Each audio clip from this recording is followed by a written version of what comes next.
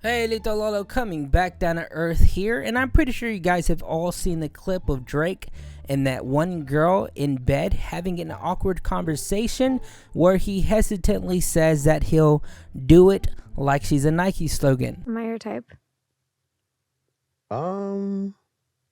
I'd do it. Now, prior to this one Drake video that blew up like a supernova, she actually did another podcast with a comedian named Funny Marco, which is actually where I was first introduced to her content because a lot of their clips surfaced on the internet, on TikTok, and it gained a lot of popularity because these two matched each other's energies like Duracell batteries and my kitchen scale so I could weigh my bricks of cocaine on. During this interview, I was laughing so hard that my side started to convulse. It was like I was hit with the laughter gas, like I was in Gotham City. After it was all over, I made dinner that night, chicken and rice, a meal of true champions and people with severe depression, and I was reminiscing on the good old laugh that I had watching that video. And I thought to myself, like, wow, this girl is gonna go far as long as she puts the hard work and dedication in. There's no limit to what she can do. I didn't realize at this time that this woman had the infinite glitch to skip to the end of the game. I didn't realize she was speedrunning this podcasting gig. Now, for those of you guys who don't know who I'm talking about, I am talking about Bobbi Althoff. Bobbi Althoff? Bobbi Altoid? Who somehow managed to get Drake seemingly out of nowhere. I mean, how do you go from C-tier comedian celebrities to a man who barely does any interviews since his BlackBerry incident? You gotta understand, this is my first. You want me to do it again? You want me to give it? This is my first real time on the radio. That was very peculiar to me, especially since he really didn't have any content out at this point to kind of confirm her validity in the game, and to just all of a sudden have an S-tier celebrity at the palm of your hands was a bit strange. I mean, how many handy mandies did she have to give out? I'm joking. But I'm pretty sure Drake thought he was going to get some bobblehead Bobbi that night. I mean, just look at his reaction when he found out that she was married. Why'd you get married? Because Looks like a defeated man who just came to the realization that he was not going to get some sloppy toppy that night. I'm kidding. Now, I'm not gonna lie, I certainly believe this fiasco for just a little bit because the way Drake said he was introduced to her content was through the clips of Funny Marco, which is completely believable, especially since those clips with him and her on the podcast went super viral on TikTok and spread like butter on these other social media platforms. So I was like, okay, this is adding up, especially since he did a recent collab with Caleb Presley on Sunday Conversation about 6 months ago. I just came to the assumption that he was going down a route that was more internet based and attempting to appeal to a younger audience by doing these comedic collaborations, to kind of just show his personality a little more and show that he is, vulnerable, funny, relatable, things of that sort, especially since his concert and his tour is going on right now. It's not that bad of an idea to, just farm some clips and get some clout out of it. And if that was his end game here, then he definitely succeeded because the podcast not only did 8-digit numbers, but it actually was very a good representation of who he was, and a lot of those clips did in fact go viral. So although my suspect radar was beeping initially, it started to stop once I started to put the pieces together, and the collaboration she did with Lil Yachty and Tyga, after that I thought they were just directly tied in with being connected with Drake. Now, the Mark Cuban one did hit me with surprise. I was hit with an epiphany, like this was a thriller movie. It's like I was Brad Pitt in Seven, because what connections does she have with the Dallas Mavericks owner, the Shark Tank connoisseur? There's no way the 65-year-old motherfucker, no offense, was like, yeah, my kids rock with you. I'll sit on this hardwood fucking floor even though I use $100 bills to wipe my ass. So I tried to justify it once again. I was like, well, maybe it's because she's, I'm not going to say it and there's nothing wrong with it, but she's, and here in America, people that are, are more likely to succeed than those who are not. So I was like, okay, well, maybe that's what this is. And bro, I'm telling you, she has been on a roll this past month with each one of her podcasts hitting over 1 million views since her collaboration with Drake. which has received a lot of negative reception from Twitter and still currently is, where people believe that her success was not only spontaneously materialized out of nowhere, but that she didn't deserve it, and that there are other creators out there that deserve it more than she does. Which is honestly super valid for anybody to have, because once again, this shit slapped everyone so goddamn fast that you can assume that it was Vasily sending your ass to the paramedics. Where did this girl come from? Now, she has said on multiple podcasts that her dad was a carpenter and had did rich people's homes, and that he even took Snoop Dogg's door, which is now being utilized at her parents' home. At this time, I just believe this was a running gag that she was utilizing throughout her podcast. But there was a part of me that felt like there was definitely deeper layers to unpack here. But I feel like as time progresses, we start to take a peek behind the curtains just a little bit. Now, what do I mean by this? Well, it all started when Bobbi posted this clip on her Instagram where she can be seen having the time of her life at a Drake concert.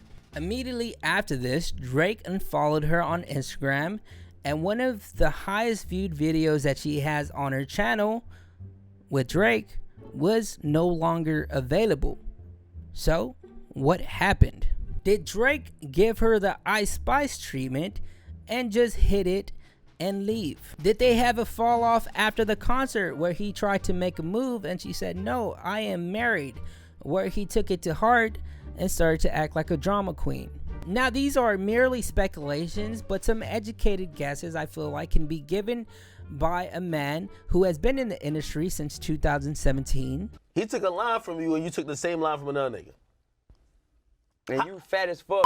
And has understood the business that goes on behind the scenes. DJ Academics, who has provided, numerous statements that were actually kind of insightful. Like, this is just my honest opinion. Bobbi Althoff is 100% a plant. So she's with WME, William Morris Endeavors. She goes out 8 podcasts later. She's like one of the biggest podcasters now. Guess the irony. Everybody, including her big guests, including the biggest guest, Drake, guess who they're signed to? WME. The fact that they were all signed to the same company is mad sus. It starts to make sense, because why would Drake, with all the opportunities that he has, just randomly do a podcast with a girl who barely has any content up until this point, answer her DM and say, yeah, sure, I'll do it? If there wasn't someone behind the scenes, a middleman, if you will, pulling the strings, Now, if she was like a well-established person who worked herself up to this point, that would be a different story, but that's not the case here, especially since he said that he enjoyed Funny Marco's content so much. Why didn't he just do a collaboration with him instead? Now, DJ Academic says that the possible reason that he unfollowed Bobbi on Instagram, and the same reason he did it with Ice Spice as well, is because his cosign is too powerful. Just by being associated with Drake will throw you on top of the hierarchy without even having to move a muscle, which is exactly what we saw with Bobbi. She was getting hot too fast and too quick, to the point where she was getting too close to the sun. Now, do I believe that she is an industry plant? I actually kind of do now, especially with all the evidence that Academics, provided. It was just too great for you to not ponder on it just a little bit, So there's this TikTok that I seen on my feed about this woman who says that she works in corporate America, and that, she's providing her take on the matter, and that what Drake did to Bobbi is a common tactic that is utilized in corporate America. Do you think for a moment that Drake, who has been in the music industry for well over 10 years, did not know that playing Rack City on her podcast would be considered copyrighted content? Number one, he completely controlled the situation. He got to film the content. He got to edit the video. He sent her the final cut, and he deliberately left that clip in as a way to ultimately control her. Now, I'm not going to show you the entire clip, but I will put the ad next to the video itself. So it was said that Drake had a lot of control when it came to making this podcast happen. And, since he has experience in this realm of working for as long as he has, he understands the business aspects when it comes to the industry, which kind of correlates with what academics said, because this kind of confirms that there definitely is something going on behind the scenes that relates to the connections that they have with the business and the connections that they have with the industry and things of that sort. In conclusion, I think she does have higher ups in the hierarchy of the industry that is trying to push her to the top. But I believe what Drake did was manage to have complete control over the situation just to show Bobbi the power he had, you know, and that they don't really run this shit. He does. Like, you might have pulled in the game, but I'm fucking Drake. But I do feel like this bit will get too old too fast. Once again, she's getting too close to the sun. That will eventually lead to her burning into ashes, because unlike everybody else who does this persona of like dark humor, she kind of has like a little bit of feistiness about her, don't you think? Or is that just me? Like, I get stressed out when she pushes her guests a little too far, because she can be a little demeaning without that comical relief to kind of balance it out. And it's one of those things where it's like, it's cool for 20 minutes, but as you keep watching, it just gets progressively more awkward and less entertaining. Like, is this a persona, or is this truly a part of her personality?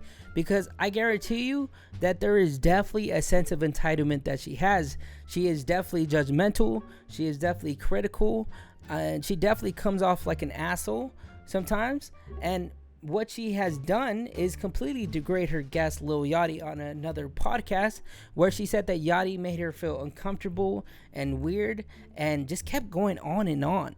He was awkward. I walked into his house. He didn't even like say hi to me. So then I was like, said, let's go to the bathroom. So then we go to the bathroom, and then we like get out, and then he's like, he's just sitting there with like his two assistants, and he's not even acknowledging that I'm like in the room, and my camera guy's like setting up. I'm just sitting there like skin on crawling. my phone, like I'm like trying, and then he comes up, he's like, oh hi, gives me like a half hug, and I'm just like, hi, then goes back to his spot, and I'm like, dude, I don't even want to do this. I'm texting my friend like, Ashley, I need to leave, this is so awkward, I don't want to, like, what am I doing? Which I think was completely unnecessary, because even if that was true, I feel like there should be some sort of like guest etiquette that you should maintain on and off the podcast, where you shouldn't be airing out information to the public. It's a little bit of an unspoken confidentiality, if you will. Especially if the guest provided you with numbers that hit the millions, you know? Shouldn't you just be a little bit more grateful, especially for like future guests, or just building relationships in the industry in general? It's like she was doing a service to him, you know? And the way she approached it was just very arrogant, which is another reason why I believe that she has ties and connections to the industry, because there's a sense of like a safety net that she can fall on without having any negative repercussions. But once again, this is all merely speculations. Anyways, that's all from me. I'm off to another dimension. See ya.